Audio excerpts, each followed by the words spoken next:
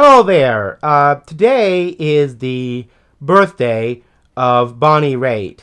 Uh, she has had a really amazing career where she's consistently worked her way up from a very, well, at least critically successful 70s blues rocker to being a commercial powerhouse.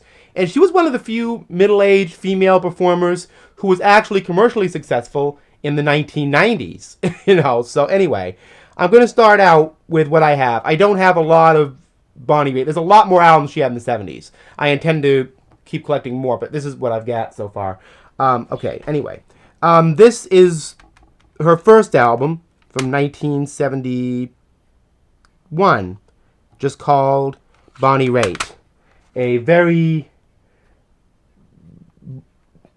ballsy R&B blues, electric blues album. The next album I have by her is Home Plate from 1975. There's a bit more of a folksy rhythm and blues feel to this particular album, and that's the band she had at that particular time.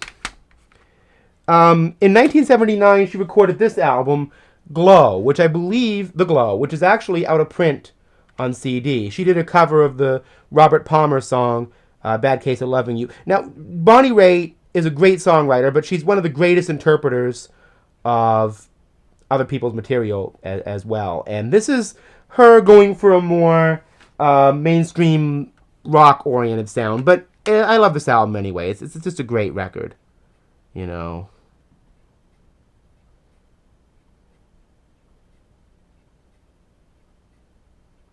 Actually, you know something? Why did I think she did a cover of Dr. Doctor on this album? Must be thinking of something else. Anyway, it's a great album. The next one I have by her is Green Light from 1982. She was dealing with some substance abuse problems at that time, but unlike today, she wasn't making it into a big deal like a lot of people do. You hear about, even today, Lindsay Lohan or whatever, teen stars who seem to get more famous off of their drug habits, but Bonnie Raitt didn't just throw it out into the press for everybody to hear, But this album came out in 82, and is an extension more or less in the sound of Glow, basically. This album came out in 1986, and it's called 9 Lives.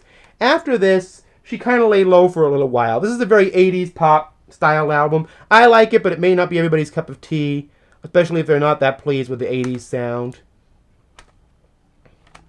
The next album I have by her is Nick of Time, which for some reason isn't here. I don't know why it's not here, but anyway, that was her big breakthrough in 1989. Nick of Time was a huge hit for her, actually, that song, and Thing Called Love. Anyway, the next album I have is Luck of the Draw, which continues her commercial, rise to the top. And actually, the first Bonnie Raitt song I ever heard, Something to Talk About.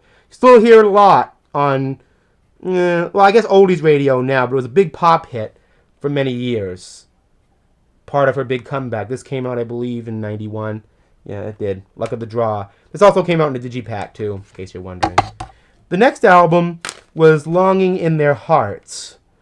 Love Sneaking Up on You was the big hit from this album, which came out in 1994. Sorry about that broken case. I have to replace that. On this album, Fundamental, from 1998, she kind of rejected the idea of being a big commercial hit and went back to doing what she started out in the 70s doing. More of that, harder blues sound. And on the new album she just put out last year, Slipstream. On this album, Bonnie Raitt pulls it all together. The soul, the R&B, the blues, the pop. This is an amazing comeback album for her, and I hope there's more to come from Bonnie Raitt while she's alive. But anyway, that's what I have for Bonnie Raitt so far. She's an artist that's actually very easy to find because her 90s album was such a big hit.